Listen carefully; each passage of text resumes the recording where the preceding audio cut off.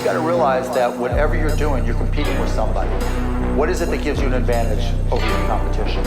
Whatever you're good at, try to be great at it. And if you're great at it, good things will happen. Maverick Podcast. I'm far from average.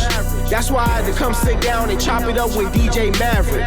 They know my name from coast to coast and even in Dallas. I use my talent when I'm faced with a challenge.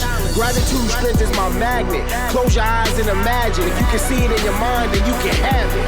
Maverick Podcast. Welcome, ladies and gentlemen. You could have been anywhere in the world, but you're here with us. This is the Maverick Podcast. I'm your host, DJ Maverick. Today we have another rock star in the building. We have Trey Thompson, Executive Director of the Oklahoma Historical Society. Welcome to the pod. It's great to be here, and I think it's the first time I've been introduced as a rock star, so I already like being on the podcast. Perfect. I've been looking forward to it. Before we dive into everything, for the 1% of the people out there that don't know who you are, tell us a little bit about yourself. Well, it's probably 99%, but my name is Trey Thompson. I'm Executive Director of the Oklahoma Historical Society. I've been in this role for 5 years. I love my job. I love what I get to do. Our mission is to collect, preserve, and share the history and culture of the state of Oklahoma and its people. Yeah. And we have a great team scattered all across the state who do that work with us.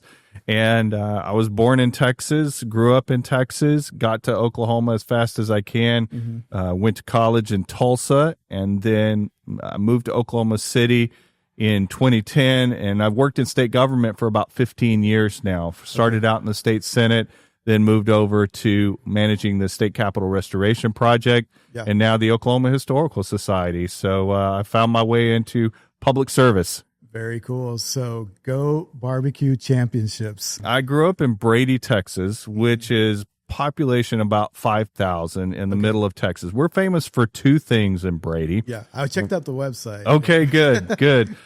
The first one is the geographic center of Texas is in our county. So we are the true heart of Texas, which we're very, very proud of. Yeah. The second is every Labor Day weekend, our town hosts the World Championship Barbecue Goat Cook-Off. Amazing. And our little town of 5,000 grows to about 30,000 for that weekend. People come from all over, maybe because of the curiosity of what does barbecue goat taste like. And I say it tastes delicious, and you should have it if you ever get a chance to go down there for the festival. It's a lot of fun. They do all kind of things. They do a dance, they do competitions, there's a big arts and crafts fair, there's live music going on all the time. Yeah. So it's a lot of fun, and it's the atmosphere that I grew up in. Do you know why specifically goat? Like, is it like something that's local there, that's raised there? Yeah, the local JCs in the 1970s wanted to promote the mohair industry with agriculture and the goats, and so they started this festival, the Barbecue Goat Cook-Off, as a way of highlighting that industry. What was it like growing up there in Texas? Kind of quiet, or what was it like? It was, I grew up on a farm and ranch, and so most of my weekends were spent out on the farm. My first job was called chopping cotton. Okay. And what that means is you walk up and down the cotton rows, chopping the weeds out of there when it's about 100 degrees. And I made $1 an hour doing that. And then, later graduated to things like driving the tractor and plowing up wheat stubble and other farm chores, working cattle and those kinds of things. So that was my life. I grew up in an agricultural world. I always tell people, we weren't even close to a movie theater. Our closest movie theater in Brady was 45 miles away in the town of Brownwood. So if you wanted to take a date to the movies, it was a little bit of a drive. Jeez. And then if you wanted to go to the good movie theater, we had to drive 80 miles to San Angelo. So it was, it was a nice way to grow up. I'm actually kind of sad that my kids don't get a similar experience of growing up in that atmosphere. Yeah. Everybody knew everybody. I used to always say you could say a cuss word at 2:00, and by 3:00, the entire town would know that you did that. That could be good or bad, right? For sure. There was that accountability there. Yeah. My mother was my high school Spanish teacher. Okay. And she grew up in El Paso. She grew up speaking Spanish, and so she was my Spanish teacher. Please don't ask me to speak Spanish I was today. going to say, can we do the rest of the pod in Spanish? Oh, boy, would I love to do that, but you would be terribly embarrassed, and as would I, to hear me speak any kind of Spanish. So it was that close-knit community, got a lot of very close friends. Yeah. And so it was a great way to grow up. Yeah. So what was the I guess the way for you to stay in tune with like music and movies growing up? I'm always curious because that influences kind of the person you grow up to be, right? Yeah, that's a really good question. I grew up in a fairly conservative household, so we weren't allowed to watch really much of any PG-13 movies and certainly not R-rated movies. Sure. Now, don't listen to this, Mom, but when we went over to our friend's house, I remember very specifically, I was much too young to watch this movie, but I was at a friend's house and it's probably 5th grade or something.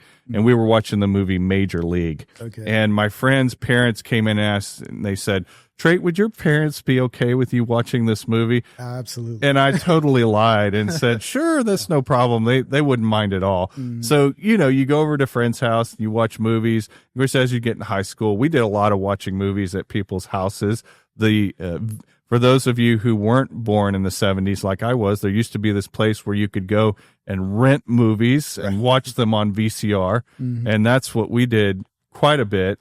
Music was, hey, it's the latest release of whatever's getting released on CD or even cassette tape at Walmart. Yeah. And that Walmart was our music store in town, and that's where we would go to buy the latest, whatever was coming out, the Leanne Rimes or the George Strait or whatever else. Yeah. So if I put you on the spot, what would you say is the most influential album, like the album that kind of marked your childhood that you're like, hey, this album right here really means, and it takes you back, right? The thing about music, it always takes you back to time and place. It's magical. I will tell you for sure, and this is the Okie connection here. I remember specifically in '89 when Garth Brooks' debut album came out, and I think it was just titled Garth Brooks. Maybe it was titled something else. But anyway, I remember when that album came out, and I can remember driving on the ranch and hearing Much Too Young to Feel This Damn Old. Love that. For the first, that fiddle intro to that song. And I can see where we were driving on the ranch as I picture that. And that album for sure, but really 90s country. I was in high school in the 1990s. Now I drove the tractor for sometimes 12 hours a day for multiple days in the summertime. So, and all we had to do was listen to the radio. Yeah. There's hardly a country song that was released in the early to mid 90s that I can't name it within a few bars because I heard it hundreds of times. Texas Tornado. Yeah. For sure. Yeah, absolutely. Yeah. Like I'm starting to think of all the 90s. All of those guys, Joe Diffie, Shania Twain, Mark Colley, Mark Chestnut, Clint Black, all of those people. That is in my brain and in my consciousness. It's part of who I am. But yeah, to answer your question, it's that debut Garth Brooks album for sure. I love that. So I saw that you went out to college, became a finance guy, but I want to ask you also, you were able to pivot. And I'm sort of realizing many of us growing up right now in the changing world, especially with AI, we're having to reinvent ourselves and pivot multiple times. So I'm curious what led you to finance and also what made you pivot from finance. I wish that I could tell you a story that this was a well thought out plan, but unfortunately I can't. When I went to Oral Roberts University, I showed up on my first day. What's crazy about my story is I really wanted to be a history major. Really? I loved history growing. It was my favorite class in junior high and high school. I loved the stories. I had a high school teacher that really inspired me. But the logical part of my brain said, what are you going to do with a history major? Yeah. And so when I got to ORU, I thought, okay, what am I going to major in? And I decided to major in finance because I felt like that if I understood money and how money worked, there would always be a job somewhere. And so even though it wasn't particularly my passion, it was something that I thought, this is the smart choice. This is the safe choice. Right. And so, and I enjoyed my finance classes. I enjoyed my teachers. It was something that, and I took history classes, so I almost had enough hours to be a history minor. But that was my thought process going into it is, okay, this is a useful degree. This is a practical degree. Yeah. You say that there's not an underlying story, but I'm putting two and two together. You've got the finance and you've got that love for history. and look at where you're at right now. Right? I couldn't have ever predicted being where I am at right now. My career path went in so many odd directions that if you would have told me 20 years ago, Trey, you're going to be the director of the Oklahoma Historical Society, I would have laughed at you because it just didn't seem where my life was going. Yeah. What made you pivot? Because you did something completely different when you decided to pursue a second degree, right? So tell me about that. Yeah, I went to Texas A&M. My brother had graduated undergrad from Texas A&M, and I used to go and visit him a lot. And I loved the school, just loved it, fell in love with it. I thought if I ever get a master's degree, I would like to go to Texas A&M. At the same time as I'm sort of going in that direction, I met a man when I was working on a political campaign who had graduated from the George Bush School of Government at Texas A&M. Okay. And he talked it up. He was very high on it. And so I thought, okay, this kind of, he's high on this program. I've wanted to go explore Texas A&M. So I go for a college weekend visit there to visit the school, and they're giving us tours and everything.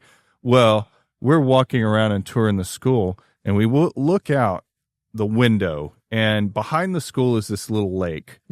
And there's this older gentleman out there fishing at that lake.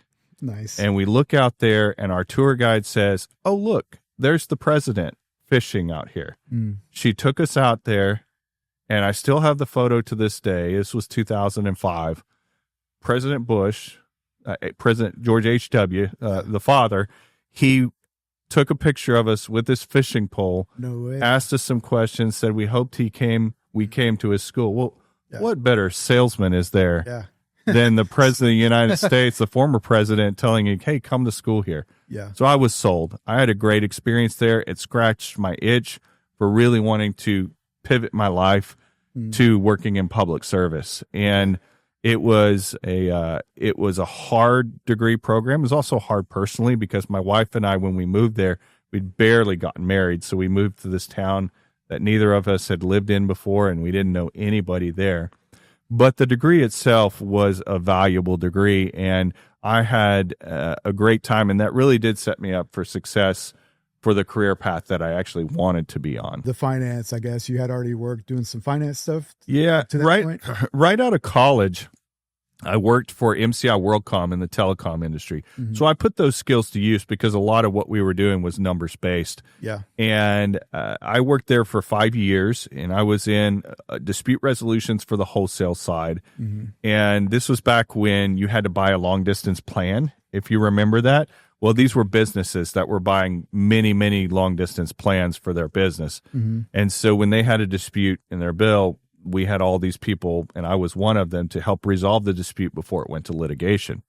So I worked there for 5 years, and it was fine, but it wasn't really a passion of mine. And that's when I was working some political campaigns in Tulsa, is where I decided, okay, I want to go to the Bush School at Texas A&M. So I had done that. After Texas A&M, I worked for the city of San Antonio for a little while in their budget department, but really my wife was pregnant. We wanted to get back to Oklahoma because that's where her family's from. It's where most of my friends were. So we moved back to Tulsa. I worked in a private consulting business for a while, but one of our biggest contracts was with the state of Kansas. So I worked on that contract for a while. And then I transitioned into actual politics. I worked for a nonprofit organization that trained political candidates. How did that happen? How did you get involved with, because that's a completely different world. Well, actually how that happened was Matt Pinnell, who's currently lieutenant governor, he was a year or so behind me at ORU. And he called me up and said, hey, Trey, I'm running this organization now. Do you want to come over and work in it? And I said, yeah, that sounds great. Sounds like something I would enjoy doing. I did it for about a year and a half, and then Mary Fallon was running for governor, and I transitioned over to her field staff in Tulsa for her campaign.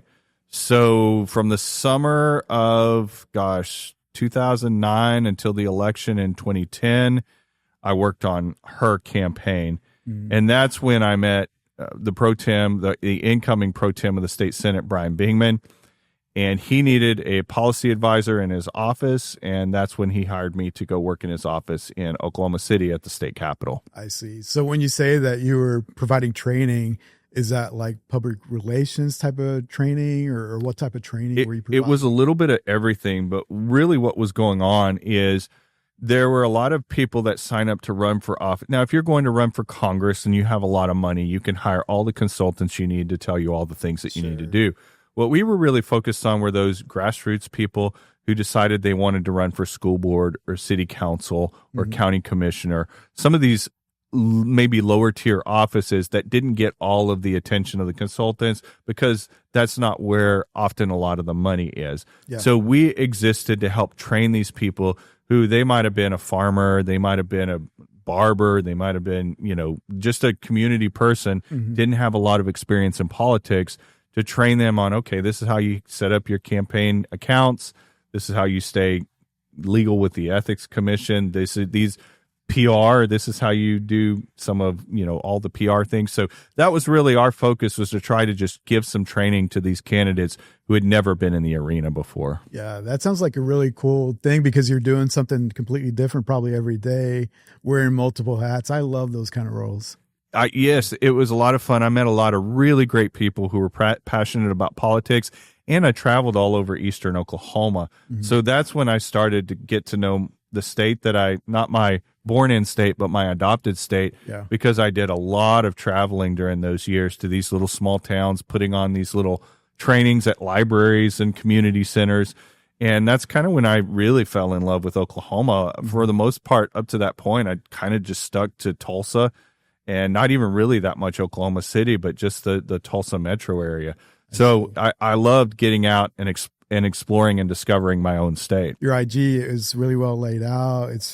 I love the pictures that you're posting on there. Well, thank you. That's very kind of you to say. I call myself a cell phone warrior. Okay. So all of my photos on my Instagram are taken with my cell phone, and I edit them in my phone. I don't have any other editing software. You're getting so good. Yeah. Cell phones are amazing. I bought a Google Pixel phone when the One came out a few years ago. And what enticed me to do that, this is when I was working on the state capitol restoration project, and I was taking so many photos. And at that time, they were offering the promotion with free data backup in Google Photos if you buy a Google Pixel. So I thought, that's great. I'm taking hundreds of photos a month with this phone. And I bought the Pixel, and I love the camera. And ever since then, I think since 2016, I've had a Google Pixel phone. Okay. And this, if the folks at Google want to reach out to you and sponsor this podcast, shout out. That'll be great. I'm not doing a product placement. I'm just saying, for me, I've always been an Android guy anyway. Yeah. So I've loved the phone. And, when I'm traveling around the state, I love, if I see something that's interesting or something that I think, oh, that's in a neat light, that would be fun to take a photo of. My family knows I'll pull over on the side of the road and take a picture. I mean, I love, and my favorite kind of road trip is the one where I don't have to be somewhere at a particular time, where I can just take my time and snap some photos. Yeah. You can always tell when someone enjoys that, just the way that they frame it. And then, like you said, noticing the light, like if it's a beautiful light or contrasting colors, stuff like that. I can always tell checking out somebody's Instagram. Yeah. Well, thank you for saying that. It's, I don't make any money. I'm not an influencer or anything, but I just have fun with it, and I like to do it. Yeah. So did you always have the bug, that history bug? Like, how did all of a sudden you decide, okay, I'm going to go into the Oklahoma Historical Society? I did. Like I said, I grew up loving history, and history is so story-based. And I don't know if it's just because I'm an oldest child or what it is, but I've always felt kind of connected to my past and to my roots. I always enjoyed sitting around with the adults at Thanksgiving or Christmas and hearing them tell stories about my grandfathers or my grandmothers or where we came from. I don't know why. It's always just been fascinating to me. And so, like I said, had I had my own choice, and maybe I should have done it anyway, I would have been a history major. But having the opportunity now, telling stories and connecting people with their past, it's cliche, but it's true. You get a much better understanding of what we're going through now in the present and where we're headed in the future if you understand your past and if you understand where you came from. Also, if you understand just from your own family's history, what are the struggles your family has overcome over the years to get you to where you are today? because you're a product of all of those people who did things back in the day. Definitely. You know, I've done some of my own genealogy research, and I found out, you know, my 2 times great-grandfather, he enlisted in the Civil War at the age of 12. No way. 12 years old, and he was in the Texas Home Guard. And, you know, their role in the Texas Home Guard was to round up Confederate deserters. Their role was to try to keep the plains and the land safe from Indian attacks. Yeah. And was just from bandits and robbers. And can you imagine at 12 years old being, you know, part of a group that's doing that, how dangerous that was? Yeah. So you're here because of the sacrifices and the things that were done before. That's always resonated with me. And survival of somebody that's 12 years old doing that, right? Like, how incredible is that, right? That's exactly right. Yeah. You know, I'm in tech, so tech is kind of weird because they almost reward breaking things, innovation, moving fast, right? I think you're in a unique role where you have to be innovative, but at the same time, you got to respect history. So how do you balance both of those? Be innovative, but also make sure you're paying attention to that history. Well, it's a good question, and it's a hard thing to do. You know, one of the things that we do at the Oklahoma Historical Society is we have care over hundreds of thousands of artifacts in our collection. And so if it's a physical artifact, like we're sitting here, this could be an old table that someone has donated to us. And it might have been some governor's table back in 1953. If it's a physical artifact, we have to care for that artifact. We have to make sure it's in the right condition, that it's in the right temperature and the right humidity, because our job is to try to make this artifact last as long as possible so that future generations not only can enjoy it, but they can learn from it too. And then at the same time, we have hundreds of thousands of photographs, documents, maps, letters, all of these things that were never meant to last. Right? You know, these things were meant to be used and to go away. And our job is to try to preserve them as long as possible. Yeah. So the craft of doing that is a slow craft. But just like you said, if you are not technologically savvy, technology, the internet, before this started, we had a conversation, YouTube. For sure. If we're not getting this knowledge and this information out to where the people are, we're failing in our mission to share this history. And so one of the things I'm really proud of that we have is called the Gateway to Oklahoma History. And we have a massive digitization program at the Historical Society. And every week we're digitizing photos, digitizing newspaper pages, making it all keyword searchable. And we put it up on this portal called the Gateway to Oklahoma History, and it's completely free to the public. Okay. Not only is it completely free to search, it's completely free to download anything. You can download high-resolution photos, old photos that you find out there, send them to Walgreens, print them out, and hang them on your wall. Wow, love that. And the reason we do that is because we want this history to be accessible to you. And so it's that mixture, right? It's old school and new school. Yeah, because you're having to adapt. And I think if you want to reach the younger generations, I'm even thinking about virtual reality, augmented reality. If you start to implement that, like that's just going to help out that reach, I think, you know? Well, and that's coming. Especially, it probably is coming to, as we're doing new museum exhibits, the opportunity to use AI and to use holograms and things like that. That'd be incredible. That's coming more and more. In fact, we're working on an actual hologram Will Rogers for the Will Rogers Museum in Claremore. So all of that coming to a store near you very soon. Yeah, because think about that. With machine learning, you could sit there and have a conversation with this AI person, and it's almost like you're sitting there having that conversation with them one-on-one. That would be incredible. That's exactly right. You know, ethically speaking, there's some things we have to work through in all of that. We have to make sure that's what's coming through in those holograms and those representations are historically accurate, which, as we know, sometimes AI is not. No. So there is a part of that where we have to say, going back to that going slow part, to say, okay, we can't just throw something out there and even if it's cool, say, this is out there, go use it. Right. We have to make sure that it's properly vetted, and that it's a proper representation of the person or the event, and so on and so forth. Yeah. I'm curious to hear your thoughts. What are your thoughts around the way that we're living now, right? We're so digital.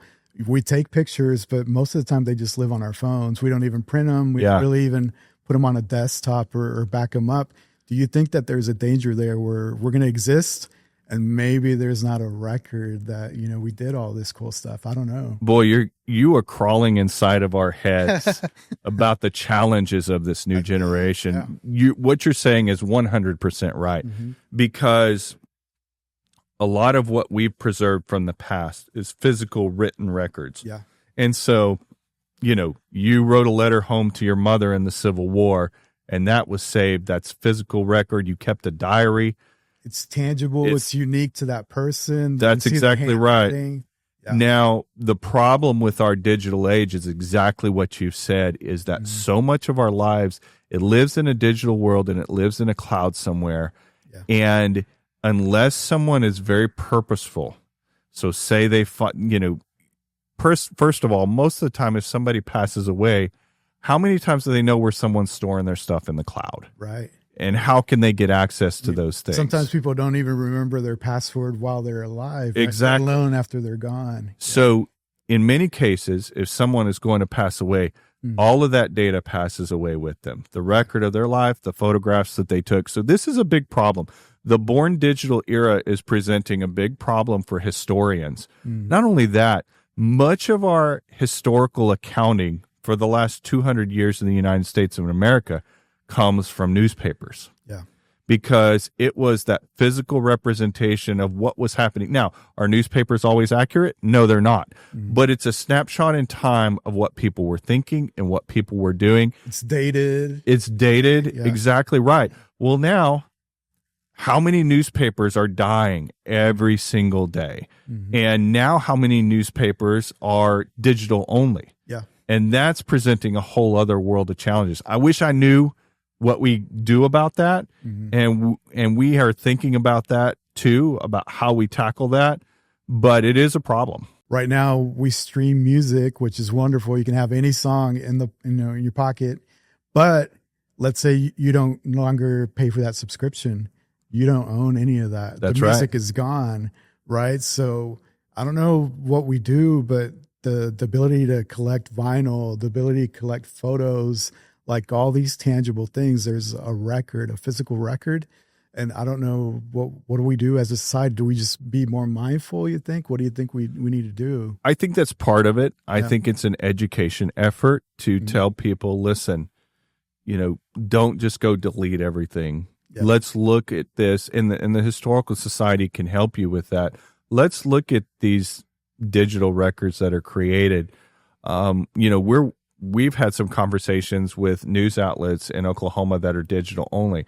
Hey, what happens if tomorrow your company shuts down? What happens and your website gets turned off? Yeah. We want to preserve the record of what you've been putting online so that future generations can know, and it's just not here one day and gone the other. Yeah. So those are challenges for sure. And I wouldn't say that we've worked out how we're going to deal with those challenges yet. Yeah. It's scary when it happens. I mean, a lot of the internet runs on AWS, and I've seen that thing crash, and all of a sudden there's no social media, there's no websites, like it's gone. Oh, it happened just a few weeks ago. I mean, almost the whole country went down because AWS went down. It is a scary thing. It's, you know, corporate consolidation, and there's a few major data companies, Google and Amazon, that control a lot of people's data. The world we live in, right? So tell me about controlling such a huge budget. You know, the budget that you're managing right now for the Historical Society, it's a big number. Yeah. How do you make sure that you're spending those dollars in the right places? I bet that's challenging. It is challenging, and thankfully we've built a lot of trust with the legislature and with our donors to ensure they know that we're spending the dollars wisely and efficiently, and we're always looking for ways that we can maximize the dollars that we spend. But, you know, a lot of what we do, we're a physical infrastructure heavy agency. Okay. And what people may not understand about us, we're a little bit of a hybrid agency of the state government. We are part state agency, but also part private membership organization. So in other words, the OHS, you can buy a membership, you get benefits that come along with that membership, but we're appropriated by the state to take care of these state history sites. We have 25 museums and historic sites across the state that we own and operate. And so our budget each year is about $30 million, and that encompasses everything that we need to do. We have about 135 full-time employees, about 60 part-time employees across the state. We do everything from maintaining and preserving historic structures like the 1840s barracks building at Fort Gibson, which we are going to be starting a renovation on very soon, which we're very excited about. We have livestock herds that we maintain. Really? We have museums across the state. We have historic homes. And so we are tasked with all of this, and being an infrastructure heavy agency, it's very expensive. You know, I'll give you an example. We have a museum in Enid, the Cherokee Strip Regional Heritage Center. I have 8 HVAC units that heat and cool that museum. All of them are over 14 years old. 2 of them have failed within the last couple of months. So to replace all 8 of them is over $100,000. That's just one small example. From one part of the state. So multiply that times a factor of XXXXXX, and that gives you an understanding of what we have to do. And then anytime you're talking old building, it's using proper historic preservation standards to do those repairs. You can't just get any old contractor off the street to come do those repairs. So it's expensive to do what we do. But what I like to tell people is, if we're not doing that work, once it's gone, it's gone. Yeah. You will never get it back again. And so we take our job very, very seriously to preserve those assets. Yeah, I never thought about that challenge because you have multiple, I guess you would call it media, or I don't know how you would label it, but you've got buildings, you've got photos, you've got videos, you've got all kinds of different things that you're having to preserve. And I'm sure it takes an expert to know how to preserve each of those individually, right? Yes. And I want to disabuse anyone of the notion that I'm the expert. Right. I'm the guy that kind of herds the cats and get everybody moving in the same direction and runs the agency. But I'm not the expert on collections care. Thankfully, we have those experts. I'm not the expert on how to maintain a historic building. I know enough to be dangerous, but thankfully we have those people in our agency. So we do have an incredible staff with a lot of knowledge and expertise. And the expertise that we have on our staff, it doesn't really fit into a lot of other industries, you know. Right. And, you know, we have great museum site directors. We have historical interpreters whose job is to interpret that history for you and put it into context for you. So we've got great people all over the state who work really hard for the people of Oklahoma. Yeah. What about managing that many people? Like, if you had to boil it down, what's been one of the greatest lessons learned of managing so many people? I think it's just making sure that they understand that you see them, that you understand, that you're making every effort to understand what their challenges are and what their problems are, and that you're making every effort to address those problems. One of the things that I encountered when I came to the agency almost 5 years ago is there had been a disconnect between what the museums and sites out in the field were spread all over the state to what I call the mothership in Oklahoma City. And there was this feeling that the mothership kind of made these dictates that made life in museums and sites harder, and they didn't understand why. And they felt sort of ignored. And, you know, one of the things that I've made a real point about, I don't really believe in managing from behind a desk. I feel like that you have to see what's going on. You have to get out. So I make a point as much as possible. I travel all over the state. Okay. And some months and weeks are heavier than others, but I want to get out and see what's going on. I want to be talking to our staff. I go to as many events as I can go to. Now, obviously I have a family and I've got teenage kids and who are in all the activities. And so, you know, you have to balance all of that. But I go to as many activities as possible so that I can see myself what's working, what's not working, what can we tweak? Because a lot of times what I'm finding too is if you're at a particular site and you've seen something for 2 years, and, you know, it may be something as insignificant as a crooked sign. Yeah. And that crooked sign has been crooked for 2 years. but you've gotten used to it. I can put fresh eyes on something and come and say, hey, that crooked sign looks like we don't care. Let's straighten up this sign. Let's make it look like we care. And so that's what I've endeavored to do throughout the whole agency. I participate in events too. We do some living history events. I'll put on the old timey clothes and get out there and participate as well. Really? We had in October, we had what's called the Dokesville Candlelight Tours. Dokesville is an archaeological site in far southeast Oklahoma. Yeah. And it was the site of the town that was right next to historic Fort Towson. And so we put on these candlelight tours that portray an event in Dokesville's history, and people walk around these different stations. And for the last 2 years, I've been one of the people in the show where people are walking around and learning about it and dress up in the old clothes. And I bring my daughter, and she does it too. So I want to know from that standpoint too how things are working. So I really feel like I want to be hands-on. I don't want to micromanage. Yeah. It's not my goal at all, but I want to know and understand what's going on in my agency to the most extent that I can. And so I think it's just being a presence. I don't want to be some director that's sitting behind a desk in Oklahoma City that you never see and you never hear. I love that approach. And I also love kind of the innovation that's going on with some of the newer museums and the approach that they're taking. We were talking before we started recording about OK Pop. And to me, the way that they have described what the vision is for that museum is something completely different. It's going to be immersive.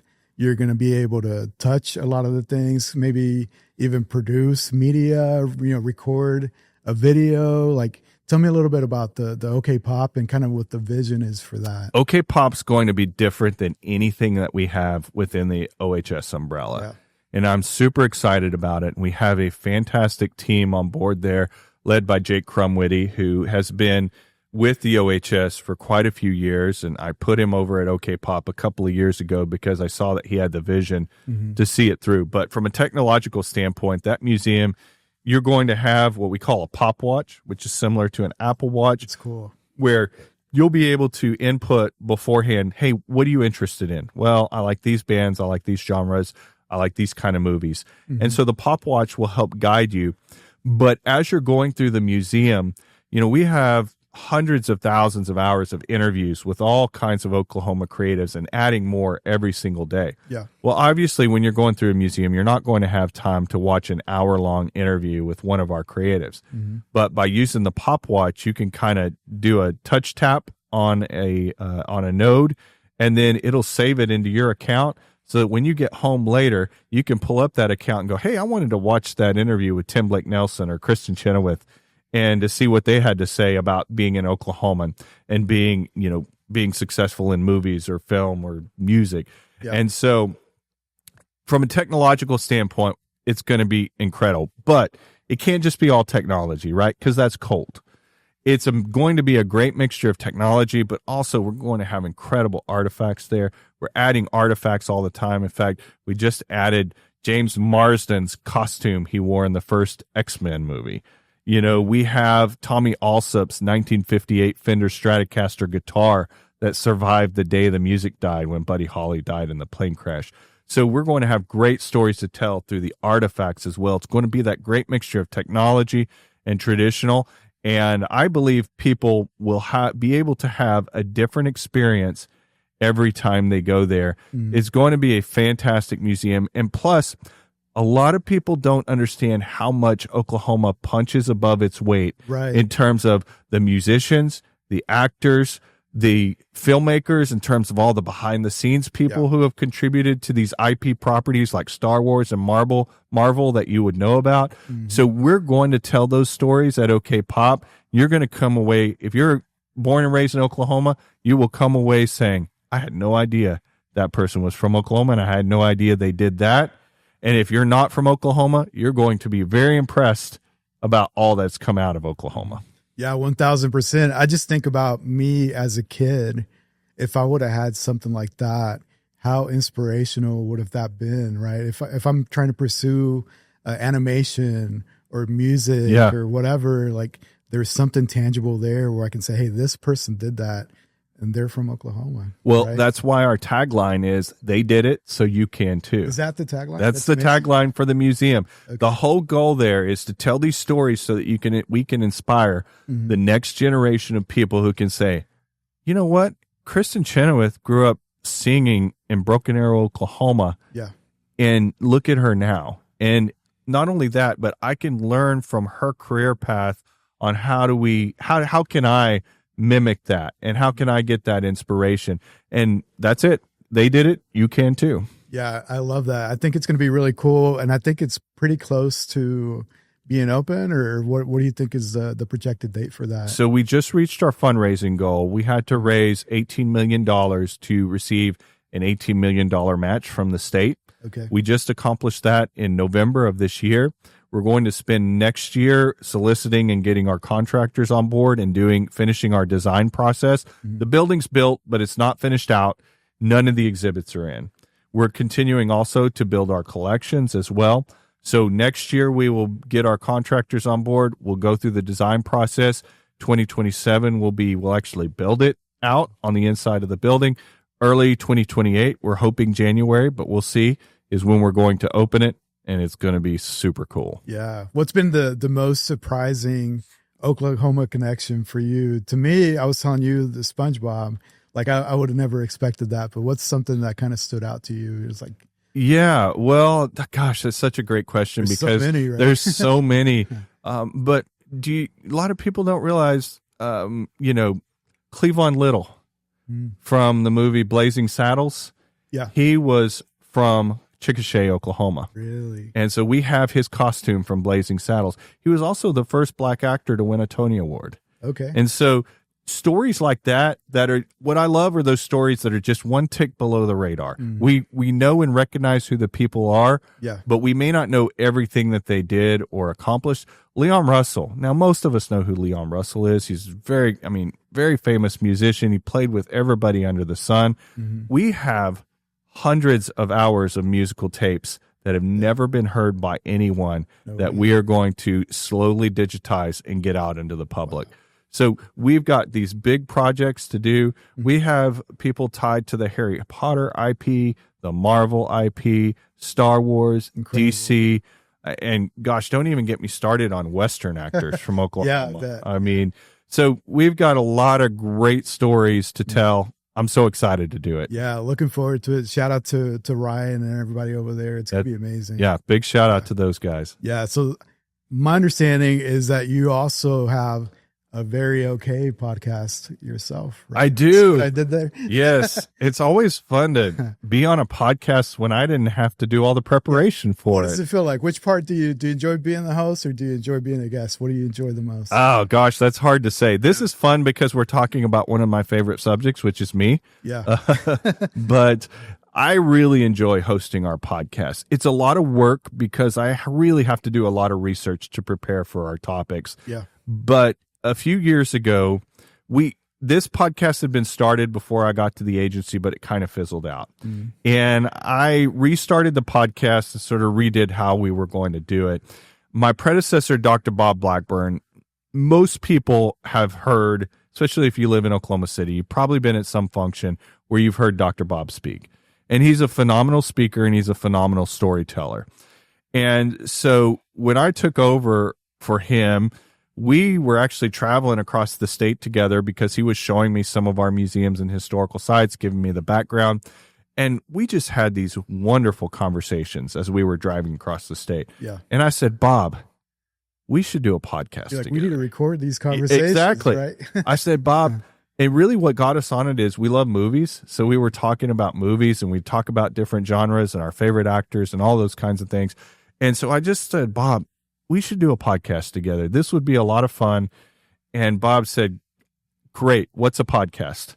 And so I explained to him, I said, it's just like a radio show, except it's on the internet. Yeah. And we started doing our episodes in the spring of 2021. We do one episode a month because that's really all that I can handle in terms of doing all the research. Each episode is anywhere between an hour and 15 in an hour and a half. So they're longer episodes. Is it like guest driven where you have to research the guest that's going to be on the podcast? So we always try to get a guest that has expertise in the topic we are talking about. Okay. So, for example, the episode that we released just a couple of days ago is about Oklahomans who served in the Rough Riders with Teddy Roosevelt during the Spanish-American War. Wow. So our guest was Dr. Denise Neal, who is the executive director of the Oklahoma National Guard Museum. Mm-hmm. So we try to find those connections. We've interviewed some really cool people. We got to interview General Tom Stafford before he passed away about his career as an astronaut. I've had Congresswoman Stephanie Bice on because we talked about the history of alcohol legislation in Oklahoma. We've had people who have expertise in historic military. And then I also use it as an opportunity to bring some of our own staff in and share their expertise with the world. My whole goal with this podcast is we have these great stories. And I know not everyone in Oklahoma is going to walk through the door of one of our museums or historic sites. So how do I get these stories out to where people can discover them for themselves? Nowadays, everyone is listening to podcasts while you're doing your chores at home, while you're driving to work, while you are, while you're mowing the yard. Yeah. So it's just such an easy medium to access. And so I've been very happy. We don't have a advertising budget really. Most of our marketing is through social media. I market it myself on my own. Cool.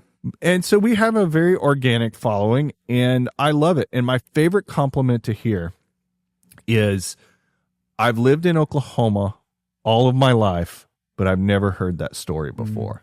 I love those compliments. I'll say one more thing about this because this was kind of funny. Last year around Christmas time, my wife and I were on a Christmas date here in Oklahoma City. We were having a conversation. I had somebody come and tap me on the shoulder, and she said, "Recognize the voice. Are you Trey Thompson?" No way. And I said, "Yes." And I turned around and I didn't recognize her. She said, "I thought that was you. I recognize your voice from the podcast." That's amazing. And I turned around to my wife. I was like, I'm famous. That's amazing. I would argue you're saying that a lot of people are doing it just kind of, behind the scenes. Maybe they're mowing, maybe they're at the gym, but now it's kind of pivoting where people are actually watching podcasts on TVs. That's right. Netflix just signed a big deal for podcasts. Like, it's becoming the new media, if you ask me. Oh, I think so too. What used to be, I would go on a news show and be interviewed, now is moving to podcasts and to YouTube. Yeah. And so one of the things we're looking at is how do we do what you're doing here with this great setup and pivot to YouTube as well to hit that next, that other generation who are doing that. Yeah. Yeah. I would say, especially if you want to be in tune with what is happening culturally at the moment, it's going to be a podcast. I would say legacy media, just because restrictions around time, restrictions around what they can and cannot produce. I think podcasts is they're going to continue to grow, if you ask me. Yeah, so, I think so too. Yeah. So why a very okay and not more than okay podcast? Well, I didn't come up with the name. That actually was generated by a staffer of ours before I even took over the podcast. But when I did, I really loved the name for its clever double entendre. Yeah. First of all, very okay. So you set expectations where they should be. We're not claiming to be very good. We're claiming to be very okay. But also, our podcast is solely about Oklahoma history. So it's very much about Oklahoma. Okay. So it's that double entendre. And I just thought it was a clever name, and I've stuck with it. And we get a lot of compliments on the name. And, it's, I think it catches people. It kind of bothers me sometimes because people will announce it as, and Trey's the host of a very Oklahoma podcast. I'm like, no, that's not it. It misses, it doesn't land the double entendre. So. Yeah. Are you a big podcast listener yourself? I am. Yeah. Most of the time when I come to work in the mornings, I've got about a 20, 25 minute commute, one way. And most of the time I listen to podcasts and I go back and forth between, I love celebrity interviews. So I listen to like the Smartless podcast or Conan O'Brien's podcast, or, David Spade and Dana Carvey's podcast, those kinds of things. Especially, when I'm coming to work, a lot of times I'm thinking about, well, all the things I have to accomplish in the day, and you start getting stressed a little. So love just sort of turning off my brain and listening to something completely different. Some celebrity interview. And so I'll listen to a lot of those. I also listen to a lot of history podcasts, if you can believe it. And some of my favorites are American History Tellers is a great one. American Scandal is a good one. History That Doesn't Suck is great. And so there's several of those that I enjoy listening to, and I learn something every time. Yeah. Having a podcast for me it gives me an excuse to meet someone and sit down and have a conversation with them. I think we're almost losing that as well. We're so digital. We're so interactive on social media, but person to person, not so much, right? That's exactly right. Is, most of our communication now, we end up doing device to device. So any opportunity we have to actually have a physical face-to-face conversation is we got to take advantage of that. Yeah. There's a big number coming around for Route 66. Yes. Right. Tell me about that, because Route 66 has so much history, and also all the tie-ins with like the movie Cars and all this stuff. That's right. Yeah. That's right. Yes. Next year, 2026, is the 100th anniversary of Route 66. It was created November the 11th of 1926. And actually, an Oklahoma named Cyrus Avery had a lot to do with the creation of Route 66. Really? Cyrus Avery had worked for the Highway Commission in Oklahoma. He became a big advocate of the Better Roads movement, and he was from Tulsa, and so he also worked to develop good roads in Tulsa, Oklahoma. And so when the opportunity came to create this cross-country route and where it would go, Cyrus Avery had a lot of influence in that. In fact, Cyrus Avery wanted to name it Highway 60, but Kentucky was really adamant that they get Highway 60, so they settled on Route 66, which is just one of those happy accidents that ends up happening. 66 just kind of rolls off the tongue. It has a little bit more romanticism associated with it. And so this ends up being, it connects Oklahoma to the rest of the country, starting in Chicago, ending up in Santa Monica. It becomes a major thoroughfare, and it becomes a lifeline for economic development for all of these small towns in Oklahoma. And really, when Route 66 was started, a lot of it wasn't paved yet. It wouldn't be fully paved until 1937. Really? So you get all of these travelers coming through these towns. They're stopping to eat at a restaurant, put gas in their car, maybe stopping to picnic in the park. And so these towns, they grow in life. And then, of course, after World War II and you get the interstate highway system, Route 66 starts going downhill, where it's eventually decommissioned. But in the last 25 or 30 years, there's been this big renaissance because there's this sense of wanting to rediscover this American nostalgia. And Route 66, I would say today, is thriving and maybe more healthy than ever, because many people are driving Route 66 not as I'm forced to because there was a detour on the interstate, but because they want to. And Oklahoma has put a lot of money into making sure when people drive on Route 66 next year, in almost every little town along the way, and the big towns like Oklahoma City and Tulsa, there's going to be something incredible to discover. I'm on not only the National Route 66 Centennial Commission, but the state Centennial Commission for Route 66. And we're planning activities all across Oklahoma, two big ones in May. The birthday bash here in Oklahoma City. There's going to be the world's largest car parade in Tulsa on May the 30th. And then on November the 11th in Tulsa will be another birthday bash as well, and a few other events as well. So this is going to be a major year. We have lots of stuff going on at the Historical Society. We're going to put in a new exhibit at the History Center. We are creating a documentary film about Route 66 thanks to a grant, and that will be ready in March. And so we're excited about that. And then all of my podcast episodes will be centered around Route 66 next year. Wow. So you'll get a little bit of a focus. You'll get a little bit of a different view of some Route 66 history, or some event that's has its tangibility or its proximity to Route 66. Do you know how the route was determined? You know, you always hear about like the Michelin rating and how that was like Michelin tires, just getting people to drive more, to buy more tires. And that's how they gave the Michelin star restaurants.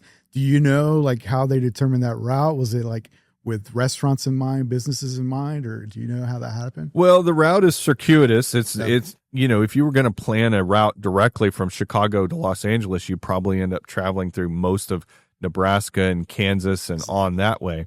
But if you were doing that as well, I think you would probably end up having some problems in the mountains of Colorado and the mountains of, you know, Nevada and that sort of thing. So really when it came down to it, it was a route that offered the best ease of driving, because you have to remember, we're in 1926 here. These cars, you know, 35 miles an hour is about as fast as you're going to go. You're not going to be climbing up these super tall mountains, and they weren't really fit for these very harsh conditions as well. So I think, you know, really what they looked at was what's the easiest way to get from point A to point B, and Oklahoma was ready. We have more 400 drivable miles of Route 66, the most drivable miles of any state along the route.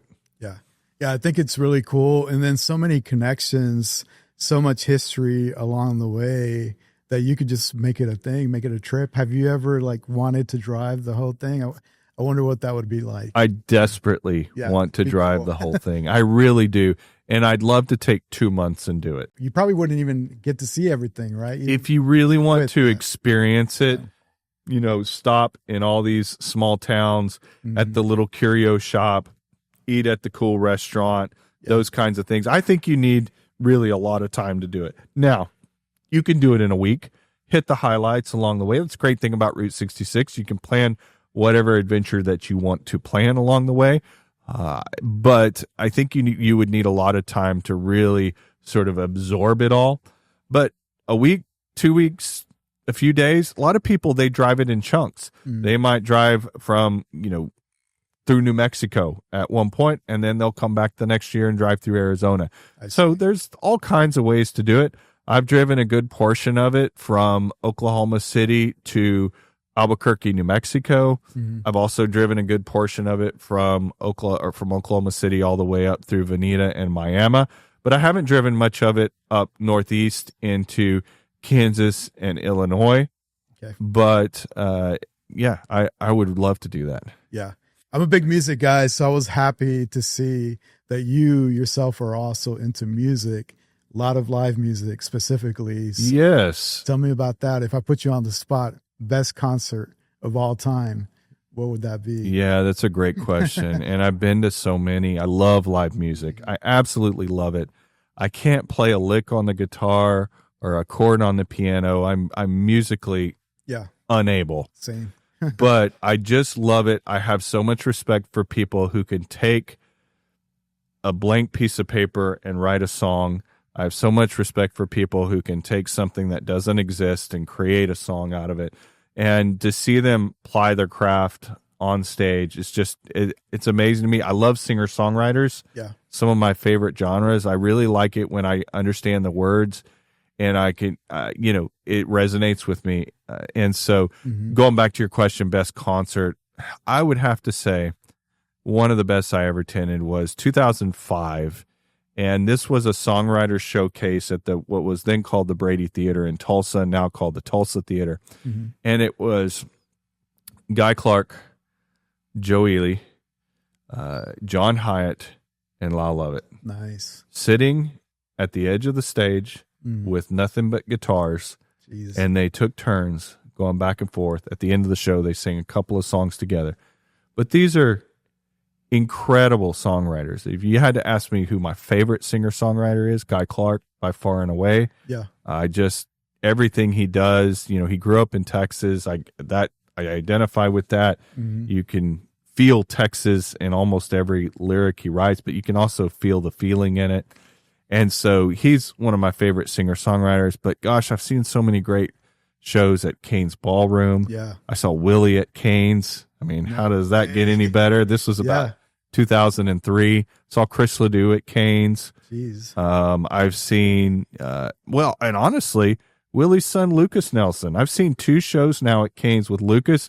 He puts on an incredible show. Awesome. So lots of great ones. I love listening to them. And anytime just last week, I went to American Aquarium at Canes. They put on a phenomenal show on a Sunday night. Yeah. It was great. Yeah. So you prefer something more intimate versus like a big concert? Like, what do you prefer? I do. I don't enjoy arena shows very much. I feel disconnected from the artists at arena shows. Not to say, I saw Lainey Wilson at the arena show at Paycom a year or so ago, and it was great. Had a lot of fun, but I like it. I like to see their fingers on the guitar. I connect with them better if I can actually see the artist. So, I love here in Oklahoma City, the Blue Door. Okay. 50, 60 people in a room and an artist up on stage with his or her guitar. I've seen some good shows at the Blue Note here in Oklahoma City. I've seen some great house shows here in Oklahoma City. Yeah. So anytime I get a chance to see somebody at a more intimate venue, I'm all for it. Yeah, and I think the interpretation too, even if you've listened to the song a million times, you go see it live, and every time it's going to be different. Well, and I actually love, and they'll do this at the Blue Door, because I think that it has that more relaxed feel. The artists will take time to explain the stories behind the songs, and I like hearing that too. Hayes Carl is one of my favorites, and he's outgrown the Blue Door, but he still comes back and plays the Blue Door. Cool. You have to be Johnny on the spot to get tickets to those shows. But I've seen him twice at the Blue Doors, and he always tells such great stories behind the songs, and he's funny too. That's amazing. What about the playlist? If we pull up your playlist, who's going to be on that playlist? Gosh, a little bit of everything. I mean, I keep a playlist. I keep several different playlists. But one of them that kind of is my songs of the moment has about 600 songs in it, and I just put it on shuffle and see what comes up. But right now, I'm really into Steven Wilson Jr. I just discovered him because he played at the, whatever it was, the recent awards show, ACMs or CMAs or whatever it was. Yeah. And he did a acoustic version of Stand By Me that gave me chills up the back of my neck. And so then I went on a deep dive with him. So I've been listening to his stuff, and he's phenomenal. I love, like I said, Hayes Carl's on my playlist. Caitlin Butts. Okay. Gosh, I love Caitlin Butts. She's so good. She's a spitfire. She's got attitude. I actually had a chance to meet her because I found out that her inspiration for her Roadrunner album was the musical Oklahoma. Really? And so we have a big exhibit at the History Center on the musical Oklahoma. So when she came to the Tower last year, on a lark, I just decided to DM her and say, hey, if you have time, I would love to give you a tour of this exhibit. And I'll be danged if she didn't respond. And so I got to meet her and show her that exhibit, and she was super cool. So she's phenomenal. I love an artist named Brennan Lee. She's a great singer-songwriter. I've had a chance to listen to her quite a bit. But I love Western swing music. Yeah. I love jazz. I've got Taj Mahal in my playlist right now. And the way that came is because we did a podcast episode about Jesse Ed Davis, the guitarist. And I started, for my podcast research, I started going and listening to the things he played guitar on. I was like, oh, I like this stuff. I'm going to start listening to it. Yeah. So a little bit of everything. Yeah. Yeah. I love the Tower too. Shout out to Chad and everybody at the Tower. It's so intimate, and they bring some amazing acts where, you see them at the Tower, and by the time the next tour comes around, they're too big for the Tower sometimes. It's pretty crazy. The Tower, I don't know how much money I've given to the Tower, but it's a lot. And they bring in incredible acts. I saw Caitlin Butts there. I've seen Asleep at the Wheel there. Yeah. Rodney Crowell. I've seen Hayes Carl there. John Moreland. I love John Moreland. I was just about to say, I've seen him a couple of times there, and he's one of the guys too, where he's like almost too big to be at the Tower. But he's still doing it. And he just played the Blue Door not too long ago too.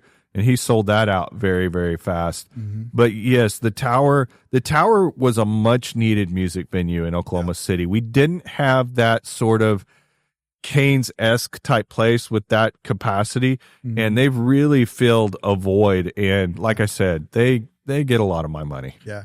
Outside of music, you also like to smoke meat, right? Yes. How did you get into that? Was that the whole like goat barbecue connection or? Yes. And, growing up in Texas, barbecue is a part of life, right? It is. I mean, it is, weekends, family gatherings. We didn't cater. Yeah. Somebody had a big old smoker and we were smoking barbecue. And I took that from my dad. It was a pastime that he did, and I used to do that with him. And so it's something I don't get to do as often as I would prefer. It's a rabbit hole. I mean, the science, and then like the type of like smoke you're going to use, and like it's a whole thing. Oh, right? that's exactly right. And it's very time consuming. Yeah. Now, I will say this.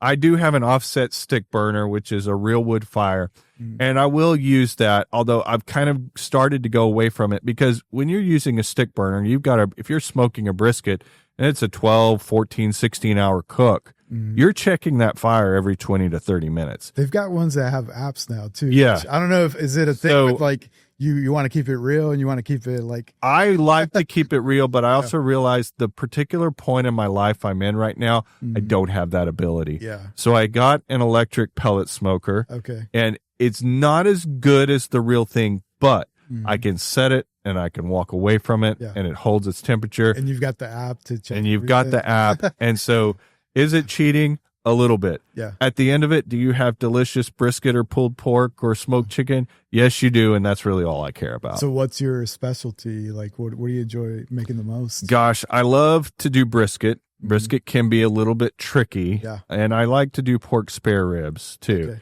And I just recently did some pork spare ribs that may have been the best I've ever done. So it's a lot of fun to do. It's not so fun when you pay a lot of money for meat and you ruin it. Right. And that happens from time to time, but it really is. And like I said, the pellet smoker has taken a little bit of the guesswork out of it. Yeah. So what would you say, Texas barbecue versus Oklahoma barbecue? What's the difference? Which one do you enjoy? Well, Texas barbecue is, there's different kinds of Texas barbecue. Yeah. There's Texas barbecue. There's a lot. What my dad did is he cooked directly over heat. He didn't have offset. He cooked directly over mesquite coals. Okay. And that's what I grew up doing. But boy, the room for error on that is really small. I bet. And so there's also the offset, wood burning and those kinds of things. But Texas barbecue is known for its simplicity, and I like that. I like letting the flavor of the meat speak for itself. It's known for its simplicity and its seasoning, so salt and pepper. That's it. That's it. And that's what I do Okay. on all my barbecue is salt and pepper. Now, Texas barbecue has made its way up into Oklahoma, and probably the best example of that, well, there's a couple of good examples, but Edgecraft here in Oklahoma City, they do incredible Texas-style barbecue. And I love to go eat there. Their Fat Tabs in Idabel is another great example of Texas-style barbecue that's here in Oklahoma. But that being said, listen, if you're putting a plate of barbecue in front of my face, there is a very rare chance that I will ever turn it down, and I don't care where it came from. Yeah. What's amazing hearing about your career and how rewarding public service is, right now with kids growing up, and they ask, hey, what do you want to be when you grow up? Like, what would be some of the tips or encouragement? Like, why should maybe they pursue something in public service? Well, for me, I never resonated with the corporate life. And I felt like, and I know there's a lot of people that work in the corporate world and they're very happy doing what they do and they find a lot of fulfillment. So I'm not painting with a broad brush here. Did it just feel too structured, or what part did you not enjoy? It felt too structured is part of it, but it felt like I was doing a lot of work to make somebody else money. Yeah. And it was also, it felt a little bit soulless to me. So in other words, who's being helped as a result of the work that I was doing? Yeah. And so public service for me scratched that itch of feeling like the work I did was meaningful, that it impacted somebody's life, and that the ultimate question at the end of the day wasn't how much money did we make or how stock price. Yes. Right? What was our stock price? Who got a bonus and who didn't get a bonus? It was, did we fulfill our mission? Did we help somebody today? Did somebody's life get better because of what we did? Yeah. That's the draw to public service for me. it's not for everybody. And part of public service is I live in a political world. You know, there's 150 people at 23rd and Lincoln Boulevard that have a lot of power of determining my destiny. Right. And you have to live in that political world, and you have to convince those politicians in the legislature and the governor's office that the money that you want to spend, the programs you want to do are beneficial to the state. And that's just part of it. And so I've learned that there are days when I walk out of my building and I go, I don't ever want to come back. You just, maybe you've gotten beaten up by a politician. Right. Maybe it's, no telling what's happened. We have to do a lot of work with community stakeholders too. But by and large, I always say this: if you enjoy your job 80% of the time, you're in a pretty good place. Mm-hmm. And I enjoy my job 80% of the time and much more on most days. Yeah. I love that, because what you're saying, like a corporate world, ROI is pretty definitive, right? Like, that's right. Did we improve the stock price? Did we, reduce our cost or whatever? But your ROI, it's more creative. It's like more like, what are we impacting? I'll give you a perfect example of the way I look at ROI. Mm-hmm. And one of our sites is the Battle of Honey Springs Battlefield near Shakota. It's the site of the largest Civil War battle in Indian Territory. And we interpret that battle, and we have trails you can go walk. But once every other year, we have a big battle reenactment. And before the battle, the day before the battle reenactment starts, we have what's called Education Day. Mm-hmm. And on Education Day, many of those reenactors, many people from our own staff, they set up stations on the battlefield where you can go, where students come and they can go learn about what was sanitation like in the Civil War. What kind of clothes did they wear? What did they eat? And not only hands-on, right? Not only seeing it, but getting to touch it, to feel it, to be in that environment on the actual battlefield where it happened. You can't put a price on that. And we have one station. I was sitting there looking at this. We just did this, the reenactment in November. Mm-hmm. And we had a group of students, and we had a piece of artillery, a cannon there. And we had an expert who understood how that cannon worked. And he went and put each student in the station of what they would be doing. This student is swabbing the barrel. This student is bringing the ammunition up. Mm-hmm. This student is putting the powder in. All of those things. Yeah. They actually got to, now they didn't get to fire it. Right. That's not safe. But they got to actually participate in doing all of those motions and doing that. And I thought to myself, incredible. Where else can you do this? Yeah. Where else can a student do this hands-on? It's not on the dusty pages of a book. It's not in a case somewhere. Mm-hmm. They can actually do it. That's our ROI. Yeah, just imagine trying to put that on paper, right? Or trying to put that in a deck to somebody. Like, it's how do you do that? Right? And that's why we have to be good at telling our story. Yeah. And that's why I have to be good at showing our legislature, showing our patrons and our stakeholders what our value is. Yeah. And that's a big part of what I do, is to try to tell the story of the OHS to people, to say, this is valuable. I want to invest in this either with my private dollars or with my state dollars. Yeah. And leveraging all the different medias, right? So I'm super supportive of you exploring podcasting, AR, VR, like all this different things, because that helps you tell that story. That's exactly right. Yeah. I want to thank you for your time. Before we sign off, where can people find you? Where can people find the Historical Society? Just plug in everything you've got. Yeah, I would love for people to go to okhistory.org. That's our website. Mm-hmm. We have events going on almost every week across the state, and I'd love for you to come to one of our events. On social media, you can find the OHS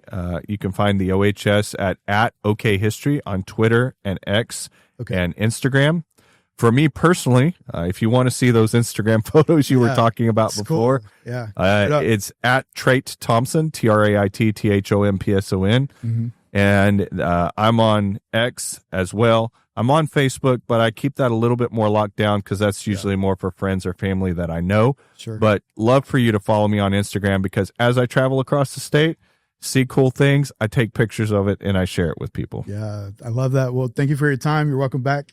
I mean, I feel like we could do a deep dive into any of these subjects. Oh, yeah. This was so much fun. Yeah. Thank you for having me on. And yeah, next time we can talk music even more. For sure. All right. There you have it. Ladies and gentlemen, the super talented Trey Thompson on the Maverick Podcast. In dreams, we trust.